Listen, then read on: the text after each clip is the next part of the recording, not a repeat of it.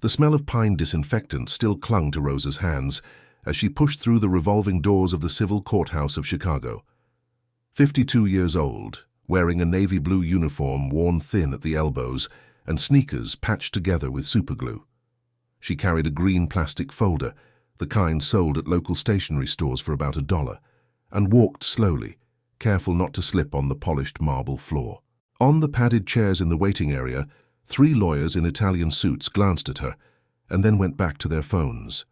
One of them, Mr. Henry Brooks, his grey hair slicked back with imported gel, raised an eyebrow and whispered to the woman beside him, "Poor thing, she's probably lost.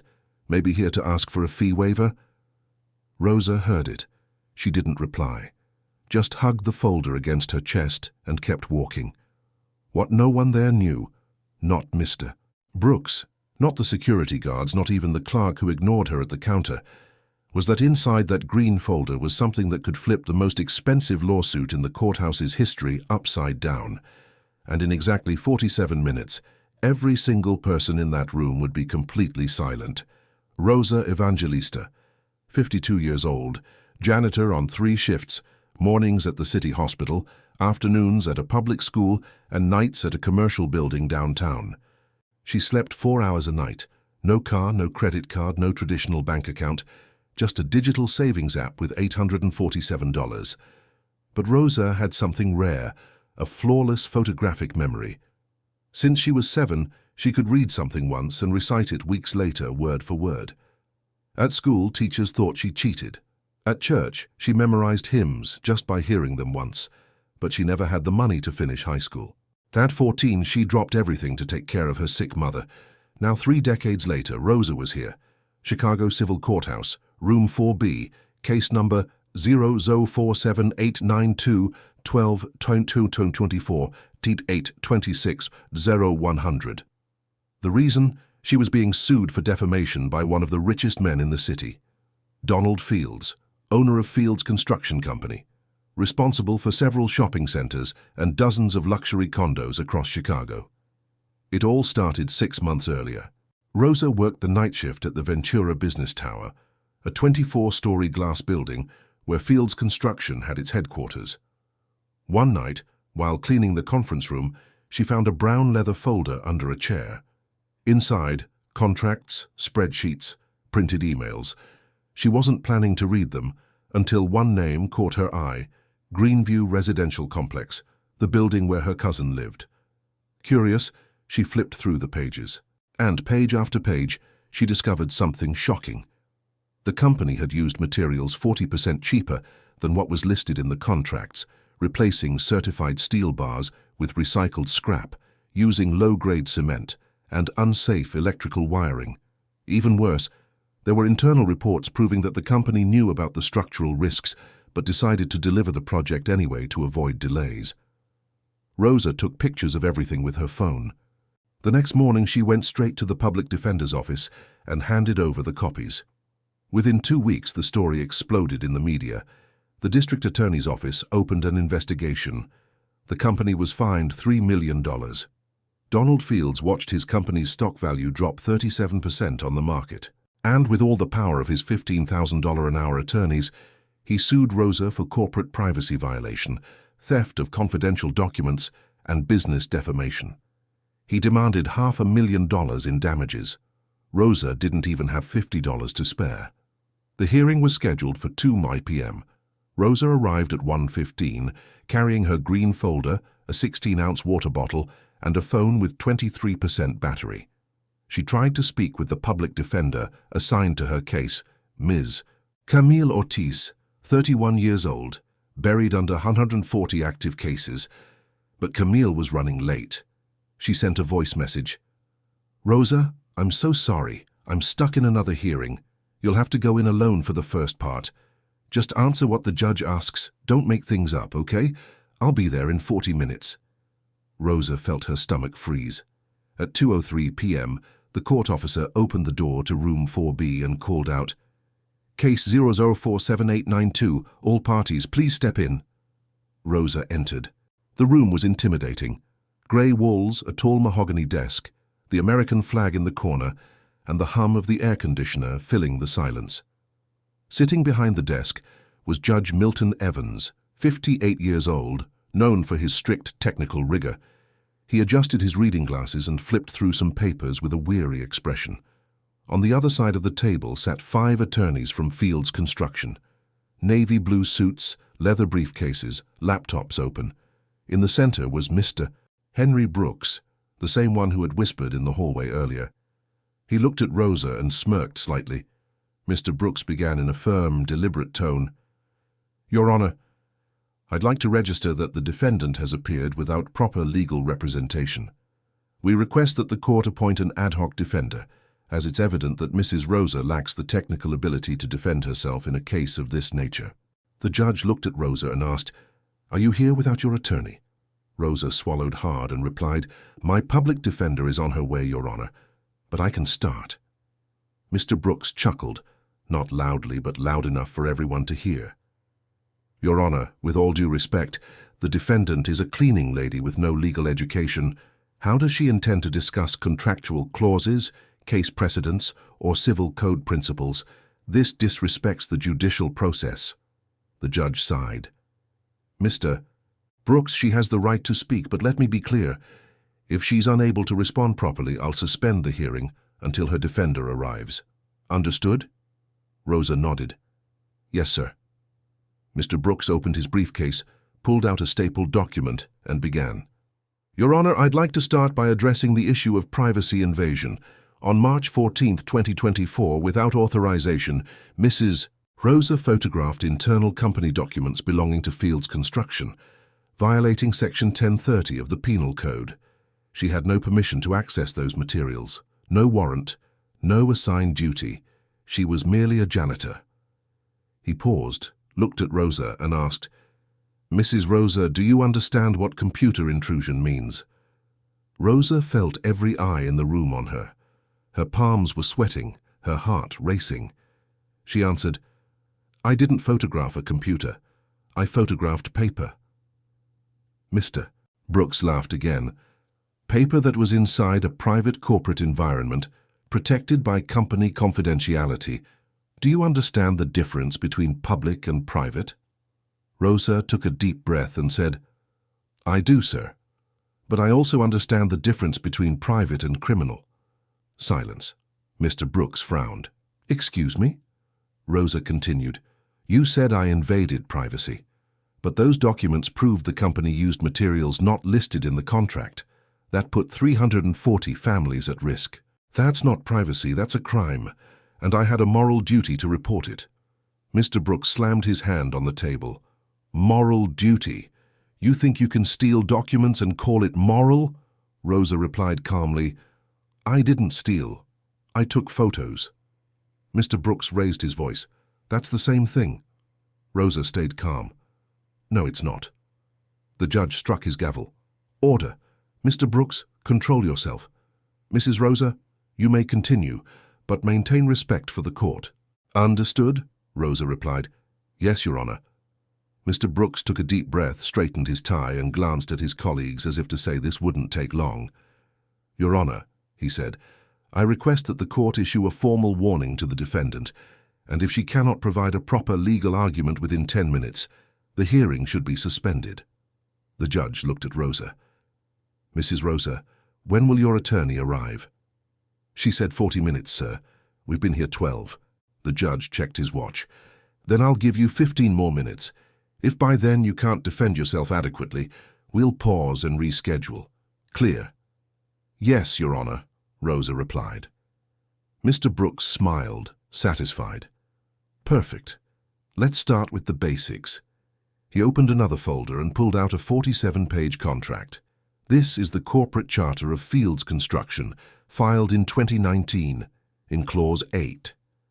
It states word for word, all internal documents, whether physical or digital, are the exclusive property of the company, and any unauthorized reproduction constitutes contractual and legal violation." He paused and asked, "Did you read that clause, Mrs. Rosa?" Rosa answered, "No, sir, I didn't have access to the corporate charter." "Exactly," Brooks said, "because you weren't a party to it. You were an outsourced worker, no ties, no rights, nothing." He turned to the judge. Your Honor, the defendant has admitted she didn't know the contract.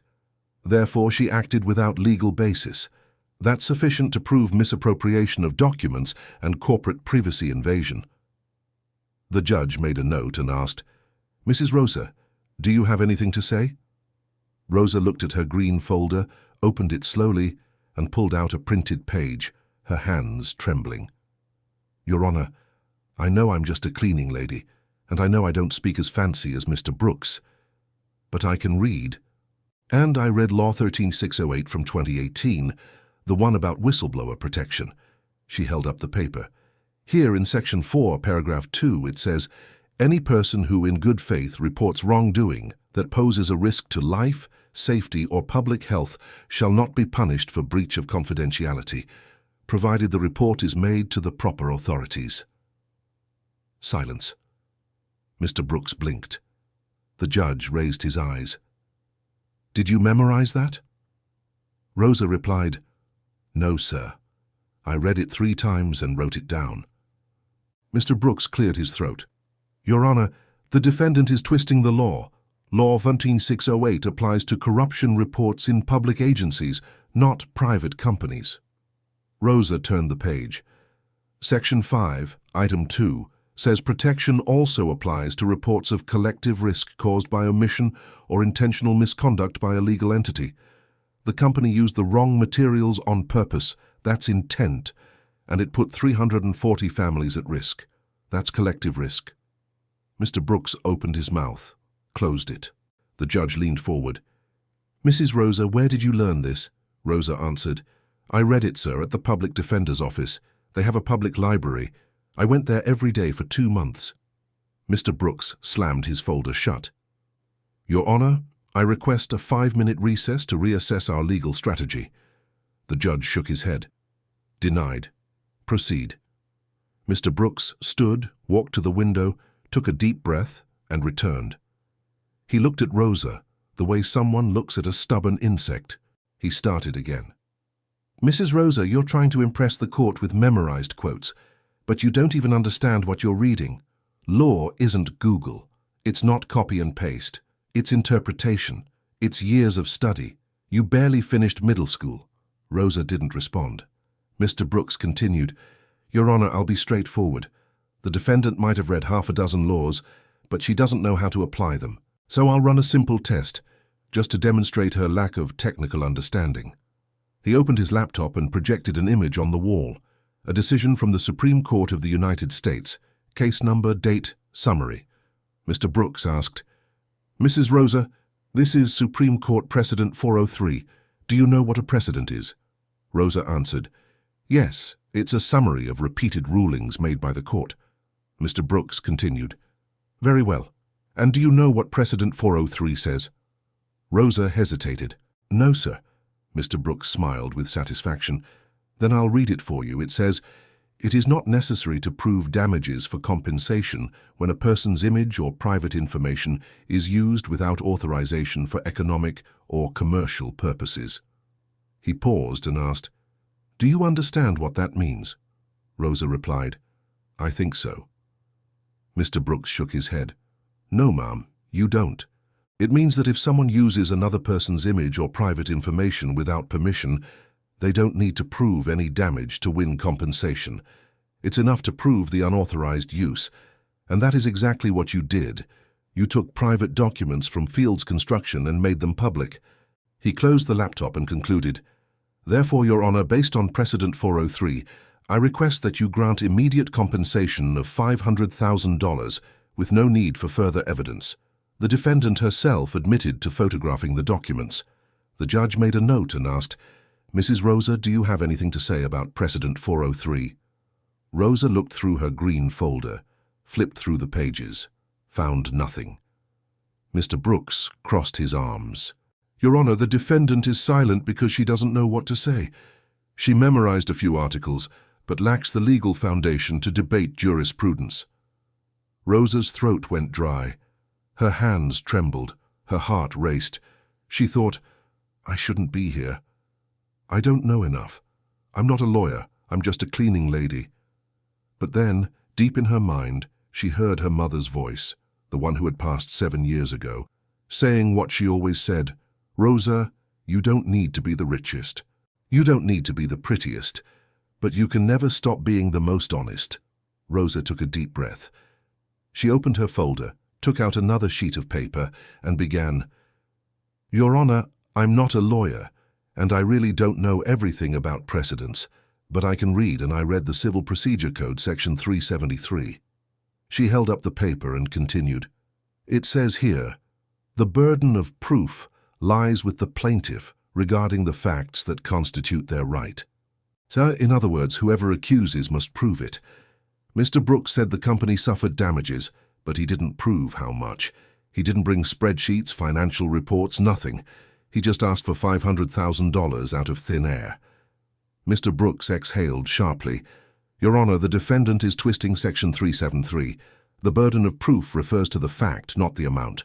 We proved the fact. She took photos. She exposed them. That's enough." Rosa turned another page. "But you haven't proven the disclosure was illegal, because there's another precedent, Precedent 37, which says material and moral damages arising from the same act are cumulative. That means you must prove there was harm. So what exactly was the damage, Mr. Brooks?" Mr. Brooks narrowed his eyes.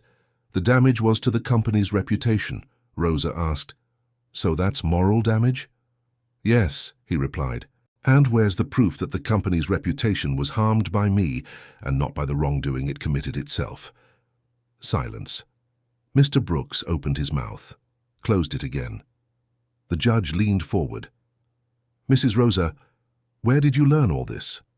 Rosa answered, "I didn't study, sir. I cleaned. For 18 years I cleaned law offices, and while I cleaned I read. I read the contracts left on desks. I read petitions in the trash. I read everything, and I never forgot." She looked directly at Mr. Brooks. "You think I'm stupid because I'm a janitor, but I read more than a lot of lawyers I've met." Mr. Brooks turned red. "Your Honor, this is disrespectful," Rosa replied. "What's disrespectful, sir, is you calling me stupid just because I wear a blue uniform." The judge struck his gavel. "Order, both of you. Mrs. Rosa, you're defending yourself surprisingly well, but I still haven't seen concrete proof that your actions were legal. Mr. Brooks, you must prove specific damages. I'll give you both 10 more minutes. After that, I'll decide." Mr. Brooks looked at his colleagues and whispered something. One of them handed him a piece of paper. He smiled and said, "Your Honor, since Mrs. Rosa enjoys reading so much, I'll show her something she hasn't read yet." Mr. Brooks opened a new folder and pulled out a stapled document stamped by the state court. He began, "This is Court Decision 1.234567 from the Illinois State Court, dated August 17, 2023. In this case, the court ruled that the disclosure of corporate documents by an employee or contractor, even with the intent to report wrongdoing, is not protected by journalistic source confidentiality and constitutes breach of implicit confidentiality agreement." He paused, looked at Rosa and asked, "Mrs. Rosa, you have a confidentiality agreement with the cleaning company that hired you, correct?" Rosa hesitated. "Yes." Mr. Brooks continued, "And in that contract there's a clause stating the employee agrees not to disclose any information obtained during the performance of their duties. Correct?" Rosa confirmed. "Yes." Mr. Brooks concluded, "Then, Your Honor, it's proven. The defendant had a contract. She broke the contract. She exposed information. Therefore, she must be penalized." The judge turned to Rosa. "Mrs. Rosa?" Rosa looked through her folder, turning page after page. Nothing. Mr. Brooks crossed his arms. "See, Your Honor? She doesn't know what to say because she's not a lawyer. She's just a cleaning lady who memorized a handful of laws." Rosa felt her hands shaking. She glanced at the clock on the wall. 2:34 p.m. Her defender still hadn't arrived. She thought, "I'm going to lose. I'll have to pay $500,000. I'll lose my house. I'll lose everything." Then something clicked. She looked at Mr. Brooks and asked, "Sir, you said I broke the confidentiality agreement, right?" Mr. Brooks replied, "Yes." Rosa continued, "But the confidentiality agreement is with the cleaning company, not with the construction firm." Mr. Brooks frowned. "So what?" Rosa explained. So what means that the construction firm isn't part of my contract? They can't sue me for breaking something that doesn't belong to them. Mr. Brooks scoffed. That's cheap wordplay. The construction firm is the cleaning company's client. Therefore, there's an indirect contractual relationship. Rosa opened her folder, pulled out another sheet, and said, "The Civil Code, Section 421 states, contractual freedom shall be exercised within the limits of the social function of the contract. In other words, no contract can be used to cover up a crime." She looked at the judge and continued, "Your Honor, a confidentiality agreement exists to protect trade secrets, business strategies, and internal procedures, not to hide criminal activity. Using substandard materials in a building that puts lives at risk is a crime. It's in Section 256 of the Penal Code, causing collapse or destruction that endangers life, physical integrity, or another's property. The penalty is 1 to 4 years of imprisonment." Absolute silence. Mr. Brooks blinked. The judge raised his eyes. "You memorize Section 256 of the Penal Code?" Rosa nodded. "Yes, sir. And also Section 299, which deals with document falsification, because the reports I found in that folder were altered to hide the material swap." She opened her green folder and pulled out a set of printed pages, photos of original documents highlighted in yellow. Rosa explained, "Here, Your Honor, a report from January 2023 says the steel bars used were grade CA50, but here in the report from May 2023, someone changed it to CA25 and stamped it as a technical correction. But it wasn't a correction. It was forgery. Because the original blueprint, approved by the City Hall, required CA50. She placed the photos on the judge's desk and continued, "And here, Your Honor, is the report from the civil engineer hired by the District Attorney's Office confirming that the steel used was CA25 and that this creates a risk of structural collapse in case of an earthquake or overload above 30%. The judge picked up the photos and examined them one by one. Mr. Brooks turned pale. "Your Honor, those documents shouldn't be here. They belong to another case under judicial secrecy." Rosa looked at him calmly. "They're not secret, sir. They're part of a public case from the District Attorney's Office, number 098234455 2224 8 26 Auzo 1. Any citizen can access it." Mr. Brooks opened his mouth but said nothing. The judge read the documents in silence. 1 minute. 2. Then he looked up at Mr. Brooks. "Mr. Brooks, were you aware of this?" Mr. Brooks stammered, "Your Honor, this isn't relevant to this case." The judge disagreed. "It is relevant. Mrs. Rosa is claiming justification under the principle of necessity.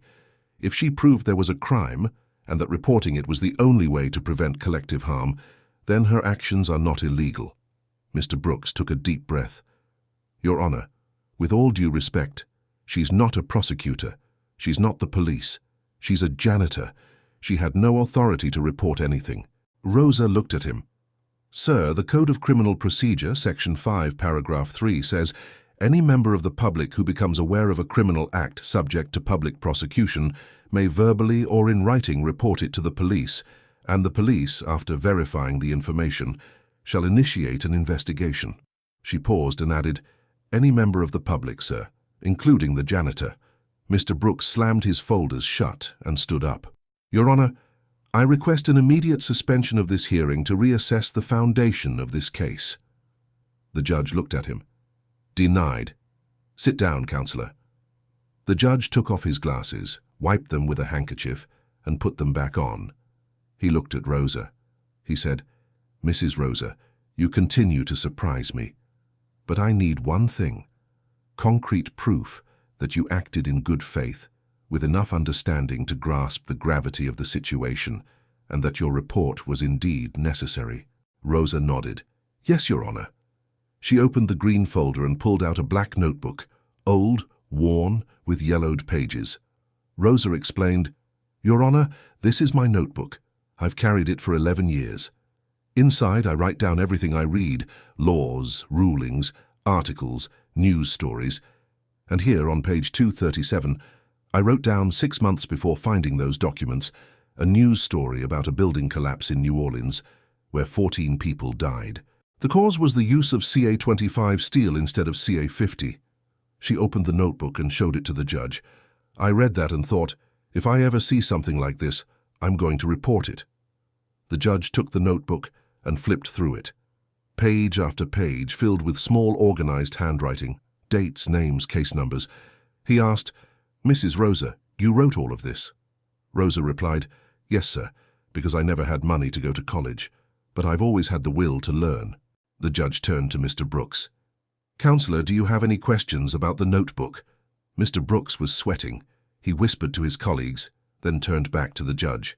Your Honor, with all due respect, a notebook doesn't prove good faith. Anyone can write things down after the fact and claim they knew beforehand. Rosa looked at him. Sir, would you like to see the date of that news article? She picked up her phone, opened the browser, typed, and showed the screen. Here. News article from CNN published September 23, 2023. Building collapse in New Orleans, 6 months before I found the construction documents. Mr. Brooks scoffed. That proves nothing. You could have written it later. Rosa grabbed the notebook, turned to page 236, then to 238. She explained, Your Honor, on page 236, I wrote a note about the drought in Arizona from September 18, 2023. On page 238, I noted a Supreme Court decision dated October 2, 2023. If I had written page 237 later, how would I have known to leave the right space between 236 and 238? Silence. The judge took the notebook and checked. Page 236, dated September 18, 2023. Page 237, September 23, 2023. Page 238, October 2, 2023. Perfect chronology. The judge looked at Rosa. You have a photographic memory, Rosa replied. Yes, sir, since I was a child. The judge asked, And you've never used it professionally? Rosa smiled sadly. Who would hire me, sir? I don't have a degree. I don't have a fancy last name. This is all I have. She pointed to her own head. The judge remained silent for a few seconds. Then he turned to Mr. Brooks. Counselor, do you have any further statements? Mr. Brooks opened his briefcase, closed it, opened it again. Sweat was visible on his forehead. Your Honor, I need to consult my client. The judge shook his head. Denied. You have 5 minutes to make your final argument. Otherwise, I'll close this hearing and make my decision based on the evidence already presented. Mr. Brooks took a deep breath and looked at Rosa. Your Honor, I'll be direct. Mrs. Rosa may have read a few laws. She may have a photographic memory. She may even have good intentions. But she made a mistake. She didn't report the issue first to the proper authorities. She photographed the documents and went straight to the public defender's office. She should have gone to the police or the district attorney's office. She skipped steps. Rosa looked at him. Sir, I did go to the district attorney's office. Mr. Brooks snapped back. After you had already taken the photos. Rosa asked calmly, And do you really think the police would have listened to me without proof? Mr. Brooks turned red. You should have told the company before spreading it around. Rosa narrowed her eyes. Told the company that was committing the crime. That it was committing a crime. Mr. Brooks insisted, Yes, to give them a chance to fix it. Rosa replied, And if they had fired me, and destroyed the evidence. Mr. Brooks went silent. Rosa continued, Sir, I worked 18 years cleaning offices. I saw a lot of things. I saw shredded papers, broken flash drives, missing witnesses. I knew that if I warned the company, the next day there'd be no proof left. So I did the only right thing I could. I protected the evidence first and reported it after. She paused. And that was the only right thing to do. The judge made some notes. Silence filled the room for 30 long seconds. Then he looked at Mr. Brooks. Counselor, are you finished? Mr. Brooks nodded, defeated. Yes, Your Honor. The judge turned to Rosa. Mrs. Rosa, has your attorney arrived? At that exact moment, the door opened. In came Mrs. Camille Ortiz, out of breath, hair messy, briefcase half open. Your Honor, I'm so sorry for being late. The judge raised his hand. Ms. Ortiz, you may sit down. Mrs. Rosa has already defended herself. Camille blinked. I'm sorry. What? The judge replied, You'll understand soon. Please have a seat. Camille sat beside Rosa, confused. Rosa whispered, I'll explain later. The judge struck the gavel. Before I give my ruling, I have one last question. Mr. Brooks, is your client, Mr. Donald Fields, present? Mr. Brooks hesitated. He's waiting outside, Your Honor. The judge ordered, Bring him in, please. Mr. Brooks stood, opened the door, and called him in. Donald Fields entered, 62 years old, grey Armani suit, slicked back silver hair, gold Rolex on his wrist. He walked in with the confidence of a man used to winning. He looked at Rosa and smirked. So you're the janitor who's suing me, Rosa corrected him. No, sir, you're the one suing me. Donald laughed. Same thing. The judge struck his gavel. Mr. Fields, control yourself. Sit beside your attorneys. Donald sat down and crossed his legs. The judge looked at him. Mr. Fields, are you aware of the documents Mrs. Rosa photographed? Donald replied, Yes. The judge continued, And do you confirm that those documents contained information about the use of materials different from what was listed in the contract? Donald glanced at Mr. Brooks, who gave a subtle nod. Donald replied, Your Honor, I confirm there was a technical discrepancy, but it was isolated and already corrected. There was no intent to deceive. Rosa stood up. Your Honor, may I ask Mr. Fields a question? The judge nodded. You may. Rosa turned to Donald. Mr. Fields, do you remember your company's net profit in 2023? Donald frowned. Why does that matter? Rosa pressed. Just answer, please. Donald exhaled. $47 million. Rosa continued. And do you remember how much your company saved by switching from grade CA50 steel to CA25 in the Greenview condominiums project? Donald turned pale. Mr. Brooks jumped to his feet. Your Honor, that question is irrelevant. It has nothing to do with this case. Rosa looked at the judge. It does, Your Honor, because if Mr. Fields knows how much he saved, then he knew he was using the wrong material, and if he knew, that means there was intent. The judge turned to Donald. Mr. Fields, answer the question. Donald began to sweat. I don't recall the exact number. Rosa opened her folder and pulled out a spreadsheet. I do, sir. $2,300,000.